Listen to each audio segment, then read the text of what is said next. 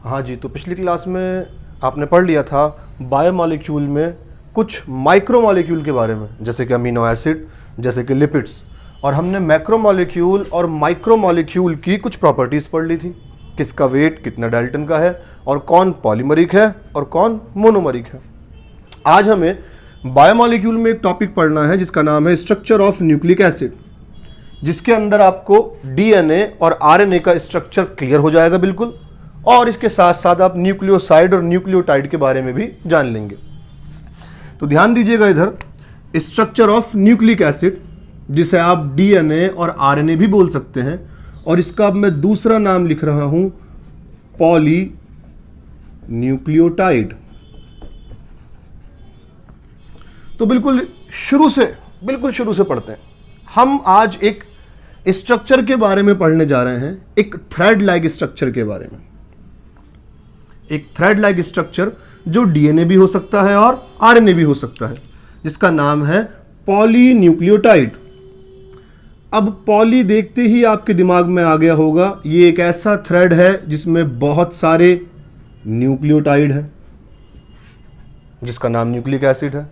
बहुत सारे न्यूक्लियोटाइड, यानी कि डीएनए और आरएनए एक ऐसा थ्रेड है जो बहुत सारे न्यूक्लियोटाइड से मिलकर बना है। तो इस थ्रेड के बारे में पढ़ने से पहले हम जानना चाहेंगे इस न्यूक्लियोटाइड के बारे में कि आखिर ये न्यूक्लियोटाइड क्या होता है, जिसके मिलने से डीएनए बन जाता है, जिसके मिलने से आरएनए बन जाता है। तो जरा इधर ध्यान दीजिएगा, ये एक न्यूक्लियोटाइड 3 चीजों से मिलकर बना है। ये एक न्यूक्लियोटाइड 3 चीजों से मिलकर बना है, जिसमें सबसे पहली चीज है 5 कार्बन की शुगर,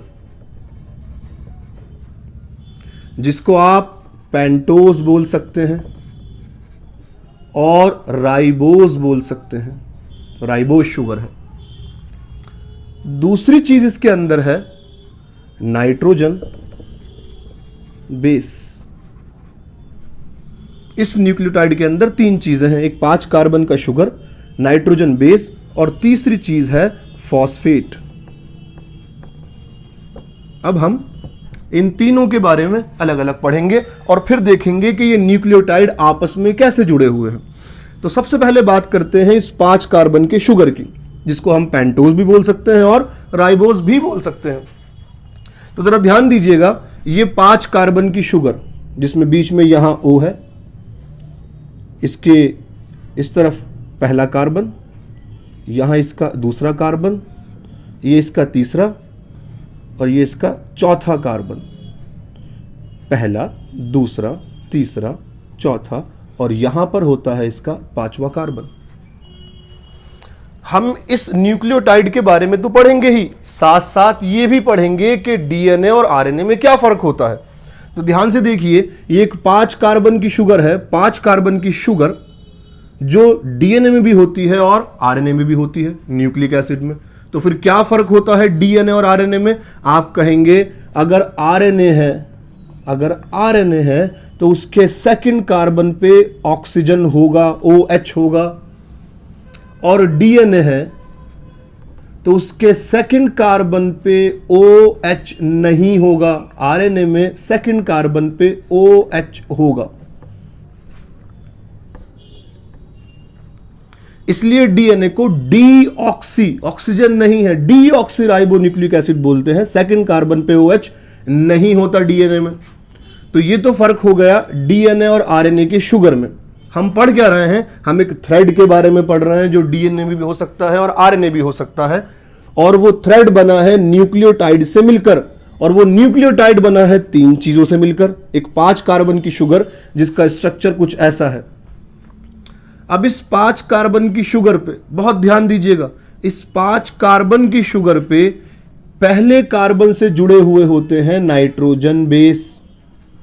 अब सवाल ये खड़ा होता है कि ये नाइट्रोजन बेस क्या है? तो बहुत ध्यान से सुनिएगा। नाइट्रोजन बेस लिविंग सिस्टम में कुछ हेट्रोसाइक्लिक कार्बन कंपाउंड है जिनमें नाइट्रोजन पाया जाता है, और जो मेजरली 2 टाइप के हैं। पहला प्यूरीन्स और दूसरा पायरिमिडीन्स। प्यूरिन्स और पायरिमिडीन्स। इसके अंदर दो कंपाउंड आते हैं, एक का नाम है एडेनिन और दूसरे का नाम है ग्वानिन। इसके अंदर तीन कंपाउंड आते हैं, एक का नाम है थाइमिन, एक का नाम है यूरासिल और तीसरे का नाम है साइटोसिन। यानी कि लिविंग सिस्टम में ये 5 नाइट्रोजन बेस पाए जाते हैं, 2 प्यूरिन और 2 पायरिमिडीन, जो जिनमें से कोई एक इस 5 कार्बन के शुगर में पहले कार्बन से जुड़ा हुआ होगा। कोई पूछे ये नाइट्रोजन बेस और ये पेंटोज आपस में कौन से बॉन्ड से जुड़े हुए हैं, तो आप कहेंगे ये जुड़े हुए हैं एन ग्लाइकोसिडिक लिंकेज से। नाइट्रोजन बेस और शुगर आपस में जुड़े हुए हैं, पहले कार्बन से नाइट्रोजन बेस जुड़ा हुआ है एन ग्लाइकोसिडिक लिंकेज से। और अब यहां भी डीएनए और आरएनए में एक फर्क होगा। आप कहेंगे क्या फर्क होगा, ध्यान से सुनिए। एडिनाइन, ग्वानिन, साइटोसिन, ये 3 नाइट्रोजन बेस डीएनए में भी पाए जाएंगे और आरएनए में भी पाए जाएंगे, लेकिन इन दोनों में से कोई एक होगा। अगर डीएनए है तो थाइमिन होगा और अगर यूरासिल है तो आरएनए होगा। यानी कि डीएनए और आरएनए में सिर्फ 4 नाइट्रोजन बेस हो सकते हैं, ये 3 तो कॉमन। और अगर डीएनए है तो उसमें थाइमिन होगा, यूरासिल नहीं होगा, और अगर आरएनए है तो उसमें यूरासिल होगा, थाइमिन नहीं होगा। जो जुड़े हुए हैं पहले कार्बन से कि कौन से लिंकेज से, एन ग्लाइकोसिडिक लिंकेज से। तो हमने पेंटोज शुगर के बारे में पढ़ लिया और नाइट्रोजन बेस के बारे में पढ़ लिया। अब जरा ध्यान से सुनिए, जब इस शुगर पर, इस पेंटोज पर नाइट्रोजन बेस जुड़ जाए तो इस चीज का नाम, इस कंपाउंड का नाम होता है न्यूक्लियोसाइड। हमें पढ़ना है न्यूक्लियोटाइड के बारे में, अभी ये न्यूक्लियोटाइड नहीं बना, अभी ये है न्यूक्लियोसाइड। और न्यूक्लियोसाइड के अलग अलग नाम होंगे नाइट्रोजन बेस के आधार पे। अगर शुगर से एडेनिन जुड़ा है तो उसका नाम होगा एडिनोसिन। अगर शुगर पर एडेनिन जुड़ा है तो नाम होगा एडेनोसिन। ऐसे अगर ग्वानिन जुड़ा है तो ग्वानोसिन, अगर थाइमिन जुड़ा है तो थाइमिडीन, अगर यूरासिल जुड़ा है तो यूरिडीन, और साइटोसिन जुड़ा है तो साइटिडीन। ऐसे ही इस न्यूक्लियोसाइड के 5 नाम हो सकते हैं, 5 तरीके के हो सकते हैं ये। और इस न्यूक्लियोसाइड पर ध्यान से सुनिएगा, अगर इस न्यूक्लियोसाइड पर 5वें कार्बन पे फॉस्फेट जुड़ जाए, अगर इस न्यूक्लियोसाइड पर जब फॉस्फेट भी जुड़ जाए, ये तीसरी चीज भी आ जाए, तो इन तीनों के मिलने के बाद ये कंपाउंड कहलाएगा न्यूक्लियोटाइड। ये कंपाउंड कहलाएगा न्यूक्लियोटाइड। 3 चीजें, 3 कंपोनेंट इसके अंदर, एक फॉस्फेट है जो 5वें कार्बन से जुड़ा है, एक नाइट्रोजन बेस है जो पहले कार्बन से जुड़ा है, और ये 5 कार्बन की शुगर। इसी चीज को हम बोलते हैं न्यूक्लियोटाइड। ऐसे ही न्यूक्लियोटाइड आपस में जुड़ते जाते हैं, किसी में एडिनाइन होगा, किसी में ग्वानिन होगा, ये दोनों चीजें फिक्स रहेंगी, किसी में साइटोसिन होगा, किसी में थाइमिन होगा। ऐसे ये न्यूक्लियोटाइड जुड़ते जाएंगे और पॉलीन्यूक्लियोटाइड बन जाएगा, न्यूक्लिक एसिड बन जाएगा, जो डीएनए भी हो सकता है अगर थाइमिन है और दूसरे कार्बन पे ओ नहीं है, और आरएनए भी हो सकता है अगर यूरासिल है और दूसरे कार्बन पे ओ भी है। तो इसी के साथ आपने इस पॉलीन्यूक्लियोटाइड में न्यूक्लियोटाइड का स्ट्रक्चर पढ़ लिया।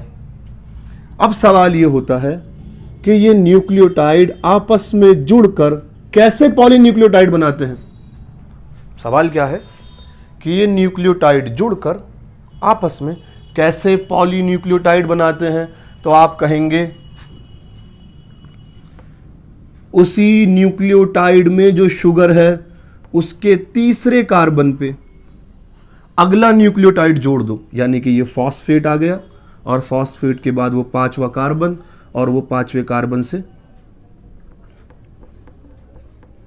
ये शुगर जुड़ गई और यहां पर नाइट्रोजन बेस। तीसरे कार्बन पे दूसरा न्यूक्लियोटाइड जोड़ दो और फिर उसके आगे तीसरे कार्बन पे एक और न्यूक्लियोटाइड जोड़ दो। तो अब जरा ध्यान से सुनिएगा, ऐसे ही मैं ये न्यूक्लियोटाइड जोड़ता जाऊं और इसे कितना ही लंबा कर दूं, आखिर में जो न्यूक्लियोटाइड होगा उसका तीसरा कार्बन खाली होगा। इसलिए हम इस पॉलीन्यूक्लियोटाइड का, डीएनए का, न्यूक्लिक एसिड का डायरेक्शन भी बता सकते हैं। इसका एक एंड कहलाता है 3' और जहां से ये शुरू हुआ है, यानी कि जहां पर फॉस्फेट खाली है 5वें कार्बन पे, उस एंड को बोलते हैं 5'। अब आपसे कोई पूछे कि ये न्यूक्लियोटाइड और दूसरा न्यूक्लियोटाइड आपस में कैसे जुड़े हुए हैं, आप कहेंगे ये जुड़े हुए हैं फॉस्फोडाइस्टर बॉन्ड से। परेशान ना होइएगा, याद रखिए क्या क्या पढ़ा भी आपने। पहले कार्बन से नाइट्रोजन बेस जुड़ा हुआ है एन ग्लाइकोसिडिक लिंकेज से। इस शुगर पे एक फॉस्फेट जुड़ा हुआ है फॉस्फोएस्टर बॉन्ड से, और एक न्यूक्लियोटाइड और दूसरा न्यूक्लियोटाइड आपस में ये 2 एस्टर बॉन्ड बन गए, इसलिए इसे बोलते हैं फॉस्फोडाइस्टर बॉन्ड। एक न्यूक्लियोटाइड और दूसरा न्यूक्लियोटाइड आपस में जुड़ा हुआ है फॉस्फोडाइस्टर बॉन्ड से। तो इसी के साथ आपने ये डीएनए का स्ट्रक्चर थोड़ा सा समझ लिया। अब हमें पढ़ना है कि डीएनए अलग अलग हालतों में पाया जाता है, और लिविंग सिस्टम में एक मॉडल बहुत मशहूर है जो 1953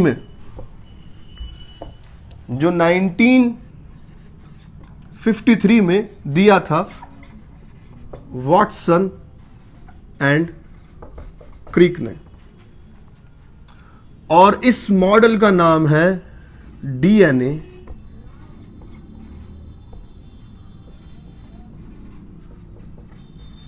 डबल हेलिक्स मॉडल। तो आपने पॉलीन्यूक्लियोटाइड के बारे में तो पढ़ लिया।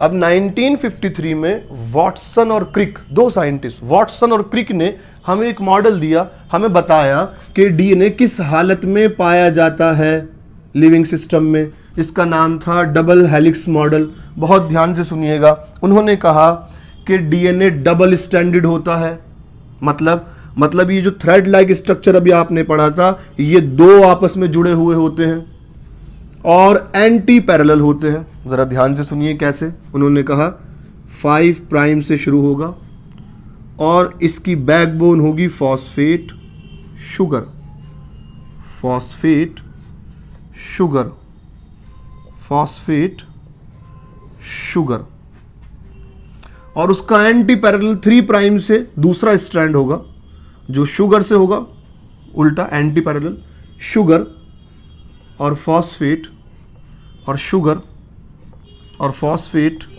और शुगर और फॉस्फेट। ये इसकी बैकबोन है और इनमें से निकल रहे हैं, इनसे जुड़े हुए हैं नाइट्रोजन बेस, जैसे कि एडेनाइन हो सकता है, जैसे कि ग्वानिन हो सकता है, जैसे कि साइटोसिन हो सकता है, थाइमिन हो सकता है।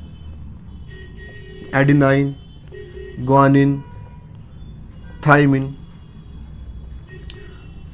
और उन्होंने कहा कि हमेशा इस डबल स्टैंडर्ड डीएनए में जो ये 3 से 5' है, इसमें हमेशा ए के सामने टी आएगा। डबल स्टैंडर्ड डीएनए एक तरफ 5 से 3', एक तरफ 3 से 5', और इनकी बैकबोन है फॉस्फेट शुगर, इनकी बैकबोन है फॉस्फेट शुगर, और उसमें से निकल रहे हैं, प्रोजेक्ट हो रहे हैं नाइट्रोजन बेस, और हमेशा ए के सामने टी होगा और ये आपस में 2 हाइड्रोजन के बॉन्ड बनाएंगे, और हमेशा जी के सामने सी होगा और ये 3 हाइड्रोजन के बॉन्ड बनाएंगे। हमेशा टी के सामने ए होगा और ये 2 हाइड्रोजन बॉन्ड बनाएंगे, और इनको बोलते हैं नाइट्रोजन बेस पेयर। इन्हें बोलते हैं बेस पेयर्स। ये पेयर हो गए ना, और इन बेस पेयर के नंबर से भी हम किसी डीएनए की लेंथ बता सकते हैं। ये हैं आपके बेस पेयर। ए और टी हमेशा 2 हाइड्रोजन बॉन्ड, और जी और सी हमेशा 3 हाइड्रोजन बॉन्ड बनाएंगे। और सिर्फ इतना ही नहीं, उन्होंने कहा था कि ये डीएनए डबल हेलिक्स है, यानी कि एक बेस पेयर के बाद दूसरा बेस पेयर आपस में 36 डिग्री का एंगल बना रहे हैं। 36 डिग्री का एंगल, यानी कि हर बेस पेयर के बाद दूसरा बेस पेयर थोड़ा सा घूम जाता है, उसके बाद अगला घूम जाता है, और 10 बेस पेयर के बाद ये पूरा 360 डिग्री घूम जाएगा। 10 बेस पेयर के बाद ये 360 डिग्री घूम जाएगा। बल खाई हुई रस्सी देखी आपने, रोप, इसी तरीके से ये डीएनए 360 डिग्री पूरा घूम जाता है हर 10 बेस पेयर के बाद, और इन 10 बेस पेयर की दूरी को कहते हैं, ये 10 बेस पेयर जो ऐसे घूमे हुए होंगे, इनको कहते हैं एक पिच। इनको कहते हैं एक पिच। अब जरा ध्यान से सुनिएगा, एक बेस पेयर के बीच में एंगल है 36 डिग्री का, और एक बेस पेयर के बीच की दूरी है 0.34 नैनोमीटर या फिर 3.4 एंगस्ट्रॉम। तो अब मुझे बताइए, जब एक बेस पेयर के बीच की दूरी, इन दोनों के बीच की दूरी इतनी है, तो एक पिच की दूरी, यानी कि जब ये डीएनए पूरा घूम जाएगा 360 डिग्री, इन 10 बेस पेयर के बीच की दूरी कितनी होगी? तो आप कहेंगे सर इसको 10 से मल्टीप्लाई कर दीजिए, लीजिए 3.4 नैनोमीटर या फिर 34 एंगस्ट्रॉम। तो इसी के साथ आपका वाटसन और क्रिक डबल हेलिक्स मॉडल भी पूरा हो गया। ध्यान से याद रखिए आपने क्या क्या देखा इसमें। उन्होंने कहा था कि 2 स्ट्रैंड, किस चीज के स्ट्रैंड? वो न्यूक्लिक एसिड, वो पॉलीन्यूक्लियोटाइड जो आपने पढ़ा था अभी, जिसके अंदर 4 नाइट्रोजन बेस पाए जाएंगे, एडेनाइन, ग्वानिन, साइटोसिन, थाइमिन, उनसे बना हुआ एक बहुत लंबा थ्रेड। ऐसे 2 स्ट्रैंड आपस में जुड़े हुए हैं, और ए के सामने हमेशा टी आ रहा है और सी के सामने हमेशा जी आ रहा है।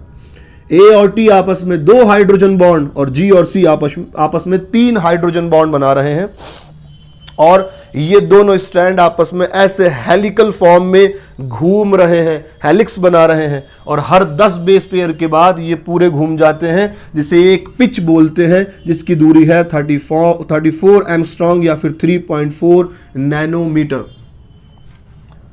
तो आपने बायोमॉलिक्यूल में आज कुछ माइक्रोमॉलिक्यूल के बारे में पढ़ लिया, जैसे कि हेट्रोसाइक्लिक रिंग वाले कंपाउंड नाइट्रोजन बेस, दूसरा न्यूक्लियोसाइड के बारे में पढ़ लिया, तीसरा न्यूक्लियोटाइड के बारे में पढ़ लिया, और एक मैक्रोमॉलिक्यूल के बारे में जो कि पॉलीमर है न्यूक्लियोटाइड का, जिसका नाम है न्यूक्लिक एसिड, जो डीएनए भी हो सकता है और आरएनए भी हो सकता है। ये भी आपने पढ़ लिया।